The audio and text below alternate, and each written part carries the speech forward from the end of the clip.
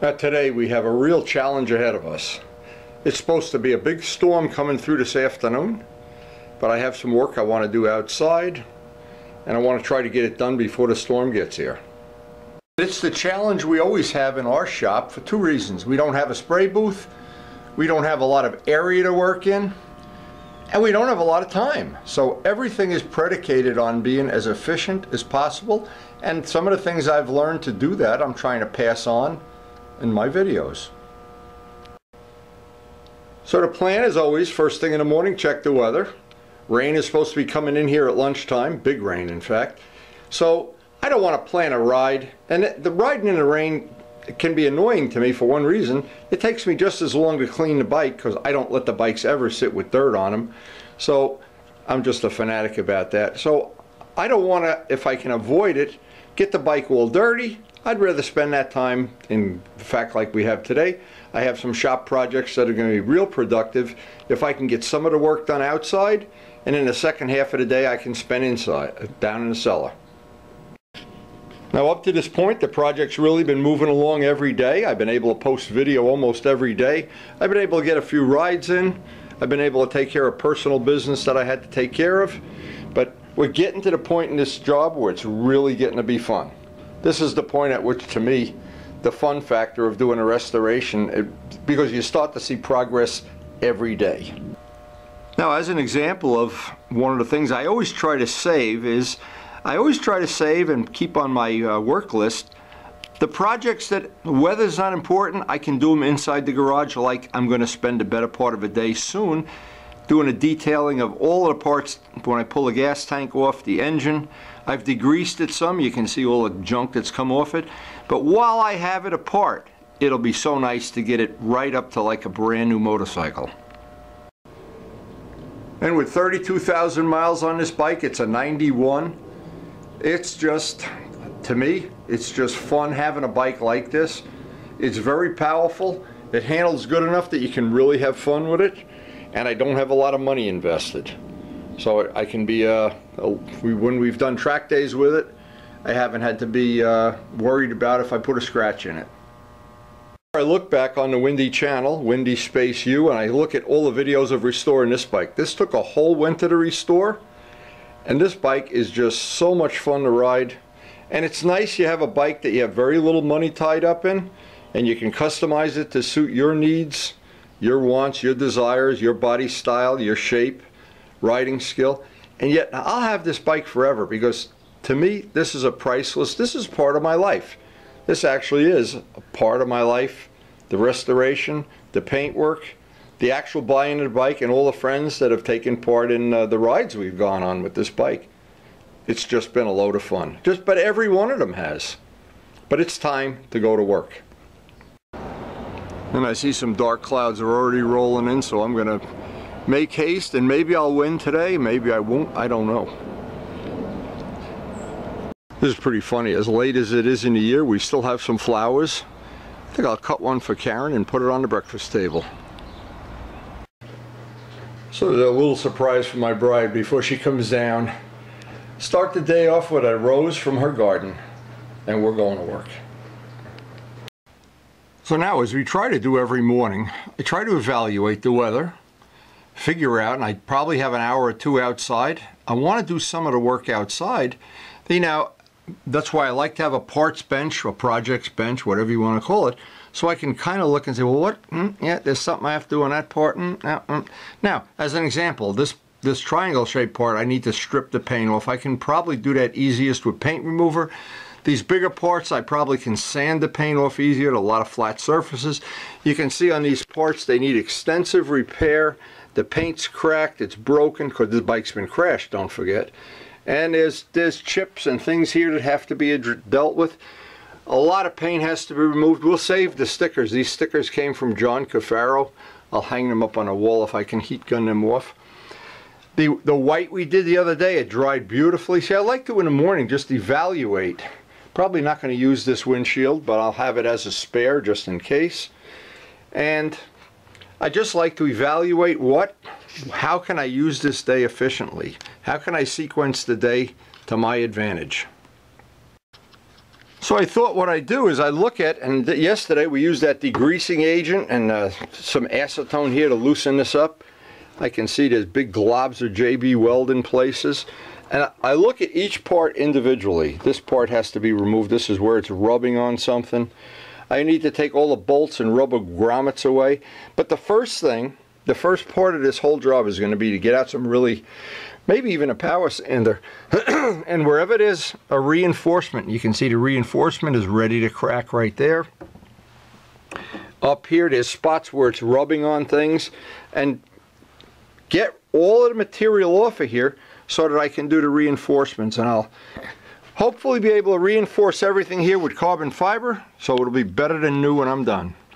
Because then when I'm done, I can flip the part over. And this is, to me, always, and this is an important tip, always do the structural part of it so that the part is not going to crack. Because if you do any sanding on this, this is what's going to happen. The paint just cracks, and I mean, this pike has been dropped on this side, by the way, and that's how that happened. There's big scratches in it. You can see what happens. The part that's right behind the front wheel takes a whooping, but it doesn't even matter because when we're done, it'll be better than new. And that's what these videos are supposed to just convey. How we do it. Other people do it different way. We're doing it in a confined area and on a pretty tight budget.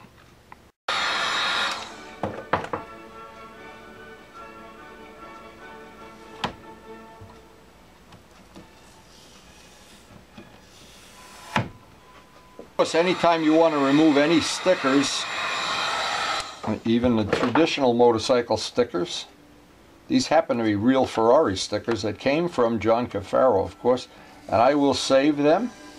They're going on our wall of honor. And that acetone is the only thing that'll take this glue that was on these Ferrari stickers. Wow, some glue. Must be Italian glue. Now what I'm going to do, it just looks like this was repaired. I obviously didn't do this one. This is repaired with some kind of chewing gum or something. But again, you know, we don't know what happened to this bike the first, 10 years of its life, or 12 or whatever. But we do want to, before you can reinforce anything, see, we want to reinforce all these little areas. Before I can reinforce this, I've got to get it down to where it's raw fiberglass. Because these are track day body parts. They're very, very thin. They're much thinner and lighter than regular parts, but what happens, of course, they're not made to take the kind of abuse, and I want to show what happens. This is a typical thing that happens, is they crack, the paint cracks on them. So we're going to try to reinforce this. We're going to try to get a lot of this. And again, the secret to doing this that I've found is to do all the reinforcements. First some rough sanding, clean it all up, reinforce it with fiberglass, carbon, epoxy, any combination, CA, whatever each one that's appropriate. And then when it's all done, and only when it's all done, to flip it and do the cosmetic parts. And by that point in time, it'll probably be raining outside. So we're at 6 of one, half a dozen of another here.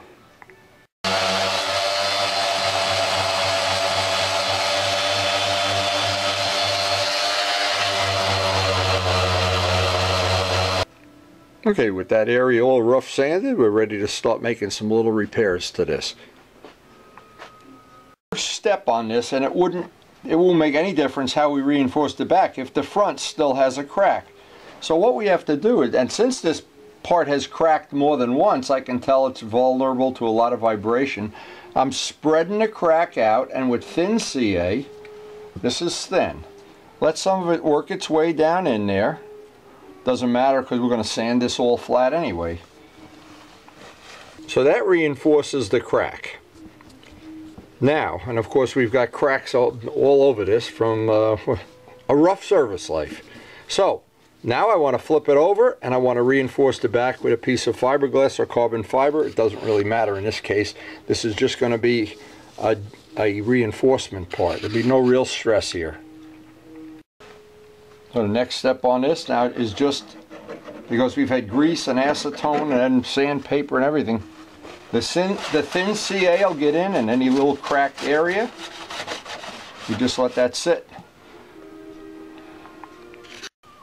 Now, because I have, and this is just scrap anyway, none of this is critical. It's just a reinforcement. I don't even think you need carbon fiber for this. E-glass will be fine.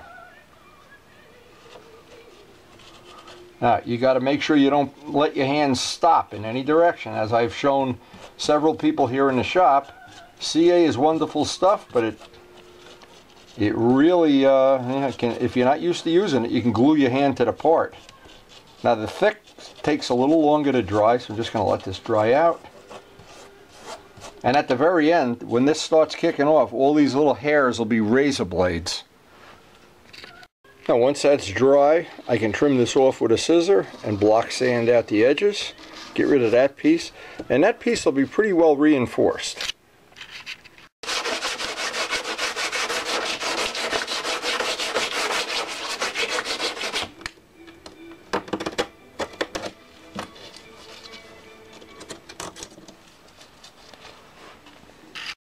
So that's the first of our repairs, and of course at each step, and as I get the sanding dust down onto the towel, I take it outside and shake it out. I don't want to, I'm trying to, well, I want it to work outside, but it's already raining, so it changed my whole plan here for the day. But we got to go to war with the army we have, with the FZR we have. Now, we're exactly where that crack was on the other side. I put a double up, just as cheap insurance, and I'll sand and trim that up as soon as the CA dries. And we'll be ready to move on to all little reinforcements. I'll make little patches for each one of them. And it's just crazy to put all this work into the thing and not have those reinforcements. And I can see some of these already have a reinforcement, which obviously worked. But I don't want to take any chances. The amount of time I put into a project like this, I don't want to have a big crack in the paint the first time you hit a bump. The reason it's important when you do these little reinforcements like this, it's very important to sand down the fiberglass, not go over paint. An example is, if I put a reinforcement over paint, it's never going to be any stronger than the bond between the paint to the fiberglass. I want the, especially CA. CA bonds to fiberglass like iron. I want that to be attached to fiberglass. So as I make all these little patches, and I'm making them one by one, anywhere there's a stress riser. Now, anybody that you're not familiar with the term stress riser, it's where if you take a yardstick and grab it at both ends and break it, it breaks right in the middle usually. Where it breaks is called a stress riser. So all of these little attachment points are where this part is attached to the motorcycle, and it's under stress for the whole time. Even when it's parked, I guess it's under stress of some kind. But in this case, again, putting hundreds of hours of work into this over the course of maybe 3 or 4 months, maybe longer, I don't want to take a chance that all the work that's going to go into the outer finish of this is going to be compromised. And as you can imagine, this work, when it's done, it's messy work, dirty work, but the hours we spend here are really going to ensure that we have a bulletproof job, because you know, we intend to put a lot of time into the finish of this. This will have a show finish when I'm done with it.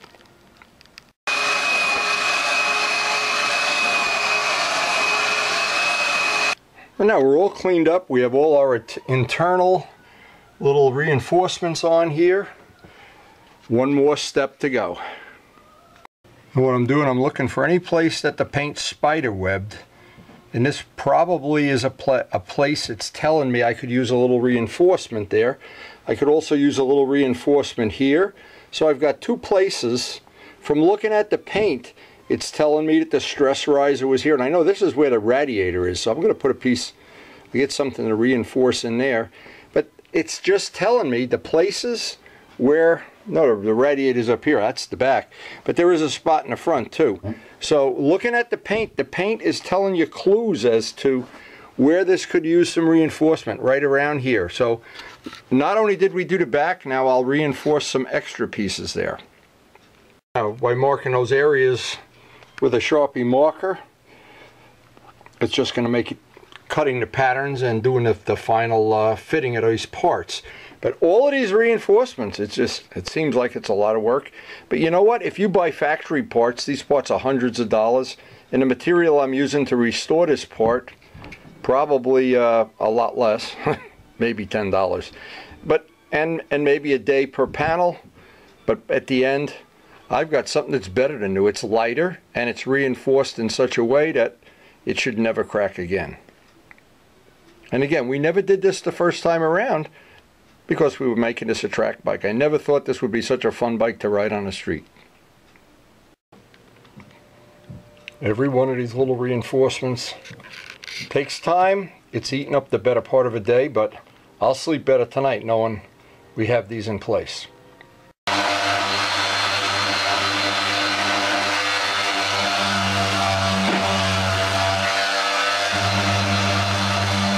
And every step of the way, of course, I want to make sure, especially when I'm machine sanding, maintain a nice radius around the whole part. No sharp edges. Every step of the way, right through paint and primer and body filler and everything. Today, I needed to fit this and make some kind of a little dead stop, because what happens with this piece when it's in the right position here, what happens, it wants to fall back, and I see what one of the problems is. This piece here doesn't sit just the way it should. It should sit about like that, and that means the hole is in the wrong position. And this is all bent and broken and whatever. Somebody, well, I can't say I did it, but when you get a bike real cheap, this is the kind of stuff you have. Now, I gotta figure out where this is going to ultimately wind up. And then I need to make like I was thinking, because this bolt will hold it together, and I need to make a little dead stop. That's what I have to do, is just make some kind of a little dead stop, maybe out of carbon fiber. Now what I did here, I try to make this easy as possible. I just put some Gorilla Tape to kind of tack it in place, because I need to figure out where and how I'm going to make that bracket in the back. You know, this is what this should look like.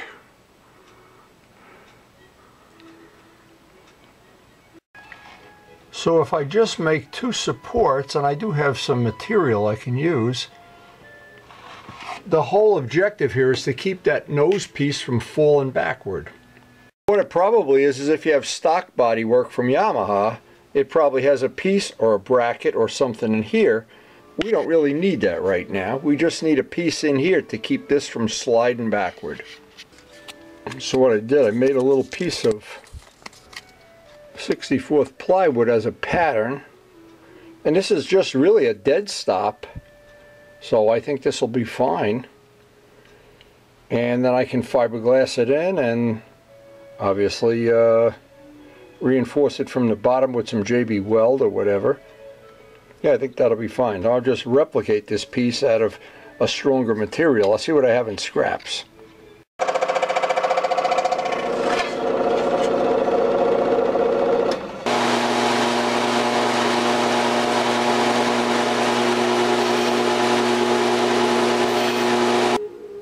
Okay, that's a little carbon fiber bracket. Now obviously while I have this piece together, I'll do the same thing. I'll make a pattern, make one to probably be very similar. For the other side, this side I'm not going to get to today, but having that piece in place will be one step ahead of the game. And it'll be a big help when the day comes that we're going to work on that piece. This piece will already be in place. Now I can reinforce these pieces. I can take this whole thing apart, knowing that when I go to put it back together, the bolt will line up. These will have a fair chance of sitting in place without falling back. So looking back over the day, this was quite a day. We got one whole panel on the reinforcement side. Used up a rainy day that we weren't able to work outside. Now, it might not look like a big important thing, but that was an important thing to get done today. That really, well, without that piece, if I forgot it, I'd have that fit issue. I'm kind of happy that that all worked out the way I thought it would. We got one piece done today. I have one final step to do on this before I wrap it up for the day. I want to take some fiberglass cloth and just reinforce this part as the last thing today. And that'll finish up what I think is a really good day. Now the final thing is I'm just putting a thin coat of epoxy over all the areas that we worked today, and what that's going to give me an ability to sand over this, make it a little bit smoother for the parts of the fairing that we'll see. And when we're all done, we'll try to get all of this tidied up and painted flat black, of course, but in the meantime this will just make it a little bit neater.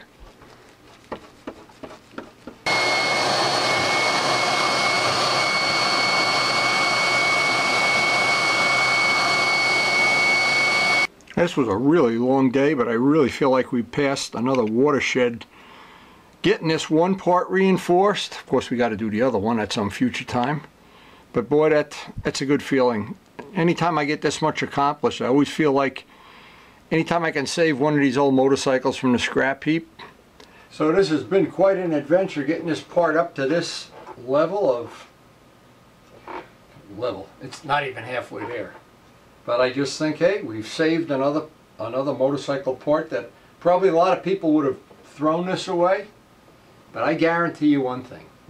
When this puppy is done, it is going to be better than brand new. And it'll be reinforced. It'll probably stay new a lot longer than me. Anyway, hope you enjoyed the video, and thanks for watching.